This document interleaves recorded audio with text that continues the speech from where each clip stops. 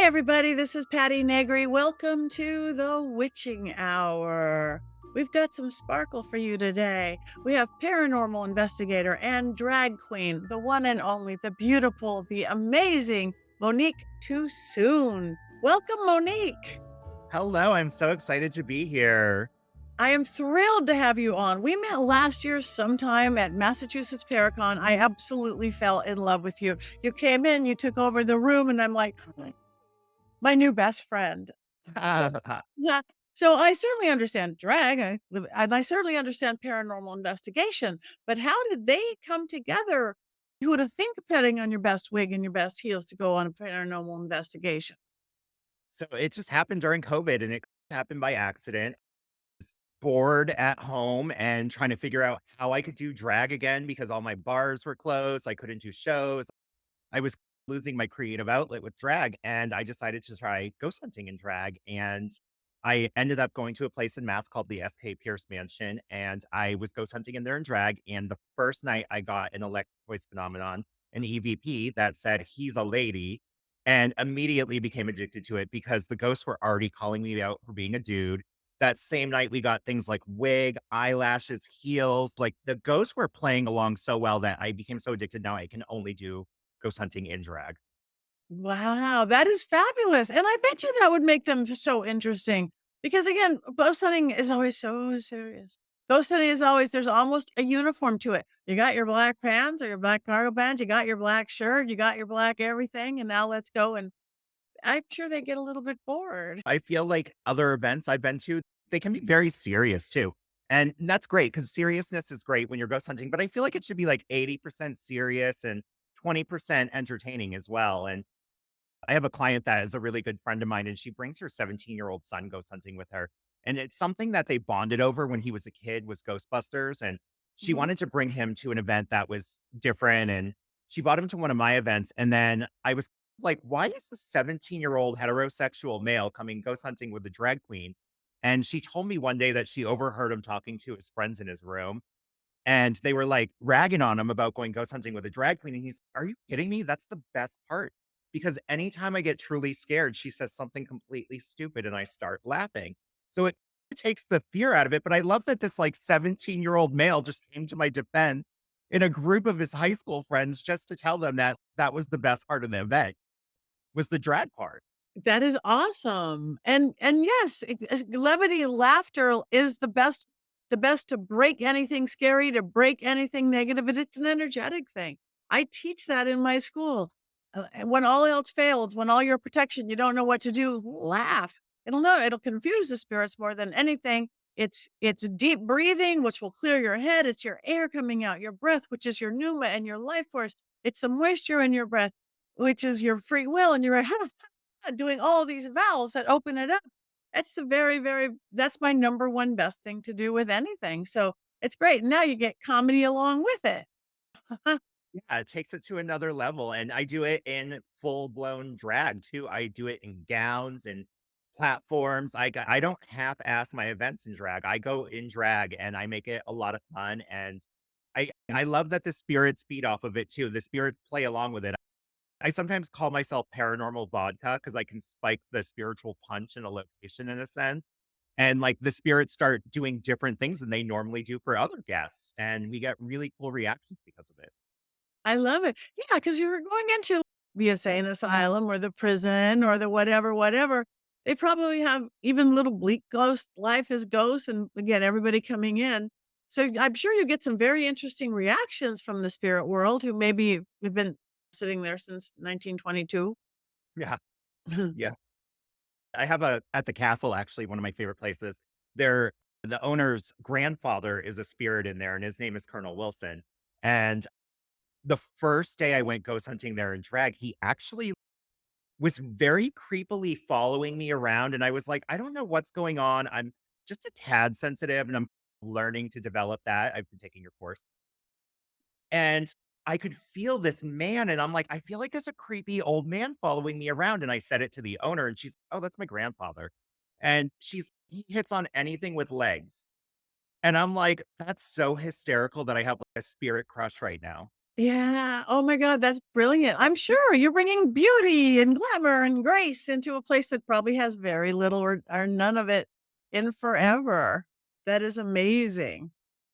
And it's a lot of fun. So what do you think the scariest place that I know you've gone to some really scary places. I looked at your resume, Conjuring, Hillsdale. What is the scariest place you've ever been or the most effect on you? Yeah, that would be West Virginia State Penitentiary. That place just is truly terrifying, and the fact that the prisoners in there were in there for some of the baddest crimes, and they actually did hangings there, like, the energy in there is very heavy and very dark, but it's a lot of fun too because I feel like sometimes that energy that you get from, like, a prison or an insane asylum, it's more playful. Like, it wants to it's a little bit more not I don't wanna use the word aggressive because not negative, but it's just definitely a lot more able to play. It's got a lot more of a battery to it in some of those locations because of the energy they have. Yeah, I agree. And again, and I don't think any yes, sometimes spirits are stuck, but most of them are. They're hanging out there because they like it. Even at the prison and this, it's what they knew in life. They were there 30 years. They're going to go back there. They're not being tortured anymore. So I think it brings them a little color, literally. I haven't done a prison in drag yet, though. I wanna do one so bad. Ooh, I would love to go. Do this. Let's plan that. Let's make an Okay, event. let's plan it. Patty and Monique in prison. Yes. Oh, yeah. I could see the photos now. I'll even try to dress up a little.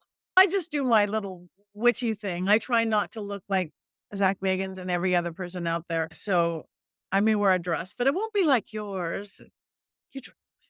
I can just bring one I'll bring an extra one for you. You can borrow one of mine. Okay. Okay. We'll do it together. We can do twinsy.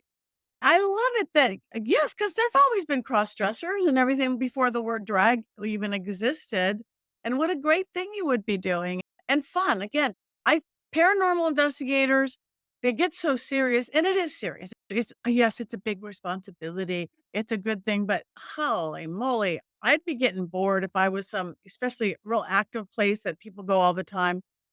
"Ghost, talk to me." Does it that same thing, and you can go Yes. sing or something. What was that? And you could go sing to 'em. It's Yes. yeah, They love music. They love different things like that, like music. They love the laugh you were saying earlier. They seem to feed off of whatever energy you bring, and I feel like if you go in there laughing and having a great time, the spirits are gonna feed that right back to you. They're gonna play along. yeah, 100%. Are you we talk a lot about do you do anything special, like protection techniques or anything? Or have you Um, do you have a specific style that you do to not bring ghosts home with you, or you bring them home with you, or I don't really do anything special. I have a friend that has saged me a few times, and anytime she feels anything is attached to me or is following me, she'll do cleansings on me. I'm not really someone that is super well versed in the cleansing part of it, so I rely on my friends for a lot of that protection. I'm starting to take some of your courses though, so I'm sure I'm gonna learn how to do this on my own. you're Um, gonna learn how to do it. Yeah, and yeah, I it's wanna sign up for your seance. yes, yes. Anytime, you are my guest anytime. Yeah, it is all intent, but you do have to be careful. You are a strong personality, though, especially when you're in drag and character. This is you. If you are weak in whatever, somebody's going to get in you more, but you're not. You're confident, you're firm, you're good.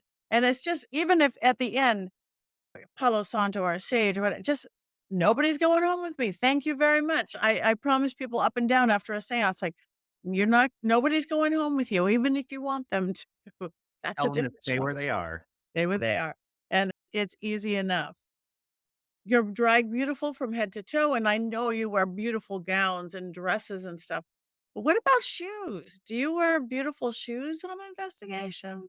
Yeah, so that's something that I've had locations ask me not to wear heels, so I had to get creative with that, and I decided to start using platform shoes, and you saw, like, the hot pink ones that I wore to that Paracon. So I Yes. tend to buy really flashy platforms now to go with the dresses I've had made, and I had those dresses, like, you've seen the pink one. I had these dresses actually designed specifically for ghost hunting and drag. And the reason I had them made that way is because when I normally do drag for like a show or for stage or even for like television stuff that I've done, I tend to put a little bit more on, like pads. I wear boobs, I wear a corset. But when I do drag with ghost hunting, I don't want to be uncomfortable or hot because I need to be flexible. I need the equipment. I need to be able to up and down lots of stairs. So I had an outfit design that gave me all of those things without having to put them on. So it gives me hips, it gives me a waist, it gives me a chest, all without actually having to wear all the excessive weight of all of those things. I had these really cool dresses designed just for ghost hunting. That is fabulous. Now, where do you carry your equipment? Do you? Because that's my issue. If you have those big old cargo pants, here's your K2 meter, here's your this, here's your that, strap around. So, have you come up with any pockets yet? I'm working on that for me, my little Stevie Nixie, which I actually don't. I just have like buckets that I bring things around in, or like a purse kind of bag. I have a Scooby Doo mystery machine bag that I use a lot that carries a lot of stuff. Sometimes fanny packs are really handy too. We bring fanny packs on a lot of investigations. they are. So, are you a big equipment user? Yeah, I'm actually an equipment junkie. I teach a series on YouTube called Check Out My Equipment, and I explain the ins and outs of equipment, how to use it, and what it looks like while it's being used. And that's just something I realize that there's not a lot of that information on the websites where you buy it or from the people you get it from. They tell you how to use it, batteries in it, but it doesn't really come with a lot of instruction. And I'm such a tech nerd, like I have to have every piece of the latest and greatest technology. I like to bring everything I can on an investigation, equipment wise. What is your favorite thing? Probably tripwire right now. I love tripwire. Too. I do too. Those light Yeah. up dowsing rods too. Yeah, I both of those, both from NCPD, I love those. Those are about my favorite. It's interesting because on my seance, I've been going, "I'll bet the tripwire should be around a seance table." It doesn't work like it does, like, here down a hallway or here over a curtain. It's interesting. I think the energy is just different when you create it around a seance. I used it to play duck goose. That We would sat be in a true fun. circle. Yeah, we sat in a circle and we asked the spirits to pick someone they wanted to send away to a room by themselves to do Estes or something else. And we played duck goose and it actually was selecting people. It was Wow. so cool. Wow, that would be very cool. I will have to try that one. I just got this new equipment from they're called Two Faces Paranormal. I was just did a gig in Vegas. Oh my god, they're the size of a thumbnail. It What? they're like this little chip, almost like a thumb drive. They look like thumb drives, Yeah. but the whole equipment has got motion sensor, EMF, something else, REM pods, one that's got I will bring them to you next time I see you or bring them. I haven't used them yet. He just brought them. But you're right about directions. I will have to watch your show because that's the moron section of my brain. And I could read something written down and even something that was created by a beautiful inventor in Michigan somewhere. And it's still Greek to me. So Yeah. I It need can be the easiest piece of equipment, but could it also seem the most complicated once you pull it out of that box? And I notice like a lot of times because I host a lot of events up here in New England that like when you have people that are ghost hunting for the first time, you really have to know how to explain what the equipment does to them too, because we may know what it does, but not all of us can quite explain what it does. And if we're teaching people how to use it, we really need to know what we're talking about. And so that's just part of the techie in me, the tech nerd in me. Like I have to study everything. I have to learn it. I have to use it in the field. And then I like to share it with the world. I like to share it with our events and I let the people borrow my equipment when they come ghost hunting with us. It's just something I feel really can add to an investigation. And I love that it also confirms what the mediums are getting or what we're getting out of our sensitive sides. And it's great clarification and confirmation. That's good. Yeah, that's what I love equipment the most for, that confirmation of what I've been saying forever. If I'm going, "Spirit's doing this," but you believe me or you don't believe me, now there's an SLS camera or something else that's showing that. It's amazing. Do you have some events coming up people could know about? Yeah, so right now I have a couple of things scheduled. I do a lot of events at Wilson Castle up here in Vermont. That's one of my favorite locations. It's one of the first places to give me a chance to do events in drag, and it's just such a welcoming, beautiful place. But I also do New Year's Eve at the Conjuring House every year. That is a standing appointment that I have there. I did it one year, and it was so great that we now do it every single year until further notice, at least. And then I just added Emory Estates, which is in Weymouth, Mass, and we're doing an event there in July. And I think I'm gonna add another one that is connected to that place. I don't know what the name of it is off the top of my head, but that might be coming up soon too. So tell me about the Conjuring House. I've heard of Wilson House because I may do an event at Wilson Castle this next year. Probably see you there, but I haven't committed to it yet. But Conjuring House, I can't believe I haven't been there. How was that? Is it You've never spooky? been there?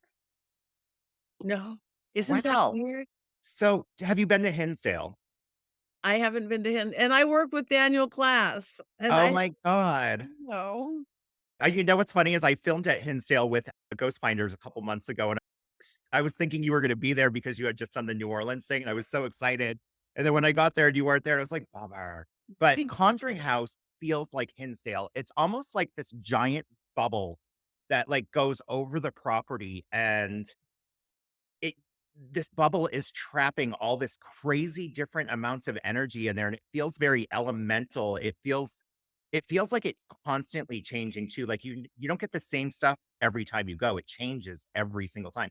But the whole land of the Conjuring House is haunted as well. Wow. Ghost hunting outside there is so fun. Like in the woods, we do it at midnight on New Year's Eve. We go out to the bridge in the woods and we ghost hunt in the dark. It's like Blair Witch Project with a drag queen and platforms and a gown in the woods. Wow. And the owner is beautiful human being. She's really cool, and she just really loves the whole paranormal world, and she does a lot for the house and for the people that are guests there. I know, and I love Daniel so much. I first met him and Rob and that whole crew in the UK, in England at Bosworth Hall, Okay. and then I love working with them too, but yeah, so I would have loved to been on the same one with you. I guess we trade off, the girls trade off. Yeah, we'll get on one together at some point, I feel that. I'm sure we will. So the property of Hinsdale is terrifying because it's so far in the Right. wood, off the beaten path. You can't see light from street lights, nothing. It's pitch black at night, and the house has a pond on the property, and the pond is maybe, I don't know, like a 3-minute walk from the front door, but at night, you can't even see that far. So what are you doing at Emory? So we're doing another investigation. This one isn't an overnight. I do overnights a lot, but this one is just like a 7 to 12, and it's gonna be my first time investigating this location as well, so I'm taking a group with me, and they're gonna experience everything for the first time with me, which I love even more because we learn together and we learn the spirits together, and it's so cool and genuine when it's the first time because you don't go in with any expectation whatsoever. You Yeah. just go there to learn, and that's one of the cool things I think about going into abandoned places and these haunted locations is you're just learning. You're learning some history and fun history because I really hate history. I know, me too, but it is interesting. So, do you work with a team or is it just you guiding the people who come and get your thing? Do you work So, yeah, I'm definitely the alpha. I'm definitely the lead of the team, but I have friends that I work with. I have 2 mediums that are constantly with me all the time. One of them I just filmed with for Dark Echoes on Paraflix yesterday, and I also have my husband is on my team a lot and some of my friends' husbands. I just gather a lot of people, and then some people that come to my events multiple times end up joining the team, and I usually have a team of 4 people working for an event, and we split the group, and it's usually about 20 people in half, and we give them multiple kinds of experiences in one event. We'll do like surveillance ghost hunting where we'll send people away in pairs with Estes method and we'll all watch on a TV as they crap themselves in an attic or and we just laugh and have a great time. And then we also do free time where we send people away with equipment and they can just borrow it and go on their own. But I tend to lead the investigation. We usually do a seance if a location allows it, usually with Sam Baltrusis, actually. wow, He love does a lot of Sam-onces with us, which are hysterical because, Salmonches? I yeah, he has haven't Salmons yet. you haven't? Oh, you're in for a treat when you see the first one. Ugh. He gets made fun of because he has this, like, little symbol that he does when he's doing it, and it looks like a vagina in American Sign Language, so people at the events are always like, "He can turn anything into something dirty." Yes. Oh my gosh, I remember years ago working with Sam when he was newer at this, and when we were talking, 'cause I always talk protection with us. Yeah, and he was giving me this like, Yes. one. It's like the power of vagina symbol, and he's a big old gay man, so it's like, "Why are we doing that symbol?" Fabulous. Oh, okay, I need a Salmons. I need a Salmons. That's It's fabulous. definitely unique. Um, all right. Everybody is I'm sure loving you like I am. So where can people find you? Let people know your social media, websites, any events that you're having. Yeah, everything is on my social media, which is Monique Toosoon, MoniqueToosoon.com, and Monique Toosoon on everything: Twitter, Instagram, Facebook, all of it, TikTok. I post most of my videos on TikTok, not on my YouTube, but my YouTube is starting to get a little bit more beefy. Good. All right. Thank you, Monique. Thank you for bringing your beauty and your flash and your everything to the witching hour. Come back Absolutely. again.